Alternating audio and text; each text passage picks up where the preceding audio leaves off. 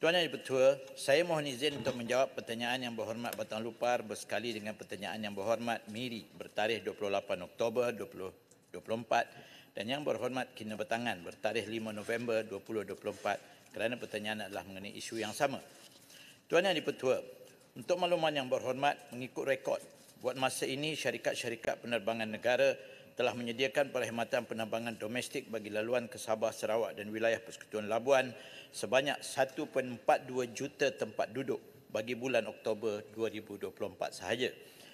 MAB telah mengurangkan sebanyak 95,906 tempat duduk bermula Ogos hingga Disember 2024. Walau bagaimanapun syarikat-syarikat penerbangan AirAsia, AirAsia-X dan Batik Air telah menambah kapasiti sebanyak 139,578 tempat duduk bagi menampung kekurangan tersebut. Bagi pengguna yang terjejas akibat daripada pembatalan penerbangan MAB, telah ditawarkan peruntukan semula tiket penerbangan meliputi: 1. Penumpang akan diperuntukkan semula tiket penerbangan pada sehari sebelum atau selepas penerbangan asal atau penerbangan berikutnya yang tersedia. Kedua, pilihan pertama peruntukan semula yang ditawarkan adalah kepada mana-mana penerbangan Malaysia Airlines yang tersedia. Sekiranya penerbangan Malaysia Airlines tidak tersedia, maka peruntukan tiket baru menggunakan syarikat penerbangan yang lain akan disediakan. Dan ketiga, setelah penumpang dimaklumkan tentang pelan peruntukan semula berkenaan, penumpang masih mempunyai pilihan sama ada untuk menerima, mengubah suai atau meminta bayaran balik. Pembatalan sementara bagi penerbangan yang terjejas dari bulan Ogos hingga Disember tahun ini sudah pun dimaklumkan kepada penumpang dan segala proses pemakluman telah ada yang selesai dan sedang dalam proses lagi. Kini Malaysia Airlines beroperasi seperti biasa dan hanya membatalkan penerbangan apabila berlaku force majeure dengan izin, iaitu apabila keperluan untuk membatalkan penerbangan jika ia melibatkan keselamatan berpunca dari cuaca buruk atau nasihat dari penguatkuasa penerbangan tempatan dan antarabangsa di antara laluan udara tertentu. Berdasarkan data Januari hingga Ogos 2024, sejumlah 24% atau 61,014 daripada 258,116 penerbangan yang dioperasi oleh syarikat-syarikat penerbangan Malaysia telah ditangguhkan. 55,024 daripada jumlah 61,014 penerbangan tersebut telah ditangguhkan kurang daripada 2 jam dari waktu pelepasan yang dijadualkan dan baki selebihnya 5,990 penerbangan telah ditangguhkan melebihi 2 jam.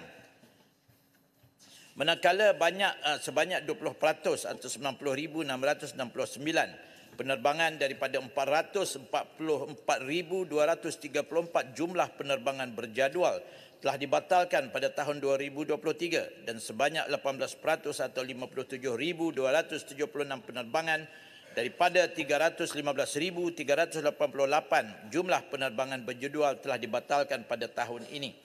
Setakat Ogos, ini menjadikan bilangan penerbangan yang beroperasi pada 2023 berjumlah 353,838 penerbangan dari bilangan penerbangan yang beroperasi pada tahun 2024 setakat Ogos adalah berjumlah 258,112. Antara punca kelewatan penerbangan adalah disebabkan oleh operasi syarikat penerbangan seperti penggiliran pesawat dan anak kapal serta keadaan luar biasa dan isu teknikal. Manakala punca pembatalan penerbangan adalah disebabkan komersial seperti muatan rendah, poor load dengan izin, masalah operasi syarikat penerbangan seperti kekurangan anak kapal, ketibaan lewat pesawat, putaran pesawat, aircraft rotation dengan izin, keadaan luar biasa seperti cuaca, kawalan trafik udara dan masalah teknikal seperti aircraft on ground dengan izin. Berhubungan kos penerbangan pula, harga tambang penerbangan ditentukan oleh kuasa permintaan dan penawaran. Secara amnya, harga tiket akan meningkat pada musim cuti dan perayaan disebabkan permintaan yang tinggi untuk tempoh perjalanan yang sama. Untuk tempoh puncak ini, permintaan adalah melebihi kapasiti yang boleh disediakan oleh syarikat-syarikat penerbangan. Oleh yang demikian, bagi menangani masalah harga tiket penerbangan yang tinggi semasa musim puncak, Kementerian telah pun mengadakan perbincangan dengan MAVCOM dan syarikat-syarikat penerbangan domestik bagi memastikan harga tiket penerbangan ditawarkan adalah kompetitif. Hasil perbincangan, syarikat-syarikat penerbangan telah bersetuju untuk menambah kapasiti penerbangan dari masa ke semasa bergantung kepada permintaan. Kementerian Pengangkutan melalui MEFCOM akan meneruskan pemantauan terhadap harga tiket penerbangan ini, ya, terutamanya di antara Semenanjung Malaysia, Sabah, Sarawak dan wilayah persekutuan. Bagi mendapatkan harga tiket yang murah khususnya semasa musim perayaan, penggunaan adalah digalakkan untuk membeli tiket penerbangan seawal mungkin. Kebiasaannya syarikat penerbangan akan mula menjual tiket seawal 9 bulan sebelum tarikh penerbangan. Apabila harga tiket disemak 1 atau 2 minggu sebelum tempoh perjalanan, harga tiket kebiasaannya sudah tinggi. Ini adalah kerana harga tiket di bakul yang murah sudah habis dijual dan harga tiket di bakul yang tinggi sahaja yang tinggal. Secara purata, harga tiket sehala di bakul yang tertinggi adalah 10% daripada seluruh tiket yang dijual semasa musim puncak. Secara purata, harga tiket sehala di bakul yang lebih rendah ialah RM559 Malaysia ke bawah adalah sehingga 60% daripada keseluruhan tiket yang dijual semasa musim puncak. Untuk makluman yang berhormat juga, Kerajaan Perpaduan pada tahun 2023 telah memperkenalkan inisiatif Fly Siswa, iaitu bantuan subsidi pembelian tiket penerbangan untuk pelajar universiti awam, pelajar politeknik dan kolej komuniti di bawah Kementerian Pendidikan, serta pelajar matrikulasi dan serta pendidikan guru IPG di bawah Kementerian Pendidikan bagi laluan domestik di antara Semenanjung, Sabah, Sarawak dan wilayah persekutuan Labuan bagi mengurangkan beban kewangan mahasiswa yang ingin pulang ke kampung halaman. Pelaksanaan inisiatif ini telah diteruskan pada tahun ini juga untuk memanfaatkan hampir 60,000 mahasiswa terutamanya di Sabah dan Sarawak. Inisiatif ini dilaksanakan melalui kaedah pemberian kredit Shell di mana syarikat penerbangan akan mengeluarkan voucher digital bernilai RM300 Malaysia kepada setiap pelajar yang layak untuk ditebus bagi maksud pembelian tiket penerbangan bagi laluan-laluan domestik antara Semenanjung, Sabah, Sarawak dan wilayah persekutuan. Seterusnya, Jemaah Menteri pada 13 Disember tahun 2023 telah bersetuju dengan cadangan Kementerian Pengangkutan untuk melaksanakan harga maksima ringgit Malaysia RM599 bagi tiket penerbangan sehala ekonomi daripada Semenanjung ke Sabah, Sarawak dan wilayah persekutuan Labuan. Tempoh pelaksanaan inisiatif ini adalah pada 3 hari sebelum tarikh sambutan perayaan Tahun Baru Cina, Hari Raya Aidilfitri, Pesta Keamatan, Hari Gawai dan Hari Krismas tahun ini. Melalui inisiatif ini, harga maksimum tiket penerbangan ke atas ke kelas ekonomi sehala ditetapkan pada harga RM599, tidak termasuk cukai dan fee. Bagi tiket penerbangan kelas ekonomi yang melebihi RM599 ini, kerajaan akan membayar perbezaan antara harga asal tiket penerbangan dan harga maksimum tersebut. Manakala tiket penerbangan yang berharga kurang daripada RM599 Malaysia bagi laluan-laluan berkenaan akan dijual pada harga asal yang telah ditetapkan oleh syarikat-syarikat penerbangan. Ini tidak melibatkan sebarang subsidi bantuan tiket penerbangan oleh kerajaan. Dalam hubungan ini, Jemaah Menteri dalam mesyuaratnya pada 3 September tahun ini antara lain telah bersetuju supaya Fly Siswa serta inisiatif bantuan subsidi pembelian tiket penerbangan ke Sabah, Sarawak dan wilayah persekutuan Labuan sempena musim perayaan diluruskan di bawah inisiatif belanjawan 2024 dijadikan inisiatif tahunan Kementerian Pengangkutan. Terima kasih. Baik, saya jemput Batang Lupa. Terima kasih Yang Berhormat Timbalan Menteri atas jawapan yang amat teliti. Daripada penelitian dan pengalaman saya sendiri yang sering berulang-alik menggunakan kapal terbang, masalah flight delay dengan izin ini tidak hanya terhad kepada Malaysian Airlines sahaja, malah turut melibatkan syarikat penerbangan lain seperti AirAsia. Setujukah Yang Berhormat Timbalan Menteri bahawa perlu ada rombakan ke atas sistem penerbangan di Malaysia termasuk memberi lebih perhatian kepada kebajikan kaki tangan syarikat penerbangan supaya kualiti perkhidmatan dapat diperbaiki setaraf dengan syarikat penerbangan lain di dunia?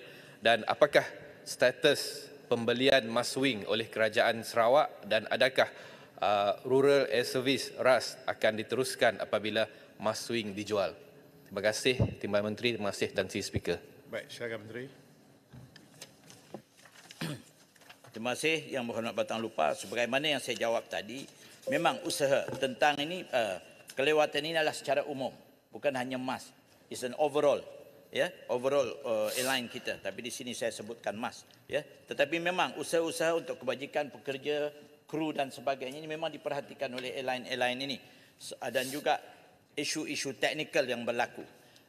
Sebagaimana mungkin yang menjadi persoalan belum lama ini, di mana MAS khususnya lah, ya, secara spesifiknya telah pun memberhentikan 400 lebih penerbangan. Tujuannya tidak ada lain, disebabkan kapal terbang ni kira stres lah, overuse. Jadi terpaksa dibatalkan untuk maintenance demi untuk keselamatan penumpang. Ya, usaha-usaha ini memang diteruskan, namun insya-Allah by Disember ini nanti,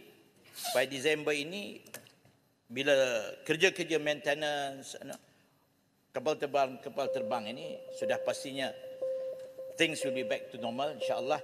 Dan daripada segi tambang ini, sebagaimana tadi saya perincikan tentang usaha-usaha yang dibuat oleh kerajaan untuk memberi terutamanya kepada pelajar-pelajar kita yang belajar di antara Sabah, Sarawak, Semenanjung.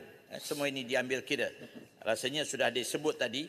Dan tentang Maswing pula, the latest yang di perbincangan di antara kerajaan Sarawak dengan MAG adalah on the last mile, ya, the last mile. Ya. Dan keduanya tentang MOT, iaitu RAS, Rural Air Services. InsyaAllah subsidi untuk Rural Air Services akan diteruskan, dan I think dalam bajet tahun depan pun memang sudah ada tertera di sana berapa subsidi untuk Rural Air Services. Jadi benda ni memang diteruskan, dan insyaAllah mungkin dengan adanya tambahan lagi airline kita ini, sudah pastinya insyaAllah. Mungkin sebagai maklumat saja, Tan Sri, seluruh kita di negara kita ni, kita hanya ada 258 airline sahaja. MAG ada 104 buah kapal terbang. AirAsia ada 107, Batik ada 47, 258 sahaja. Memang tidak cukup. Apatah lagi apabila ada permasalahan maintenance dan sebagainya, sudah pastinya ini akan memberi menjejaskan sedikit. Dan airline kita masih lagi dalam mengatur strategi untuk menambah airline ini. Mungkin melihat bukan hanya Boeing, Airbus, mungkin juga dari negara-negara lain. Mereka dalam proses untuk menambah lagi fleet kita. Dan sudah pastinya insya-Allah tak akan berlaku overstress dan sebagainya. Terima kasih.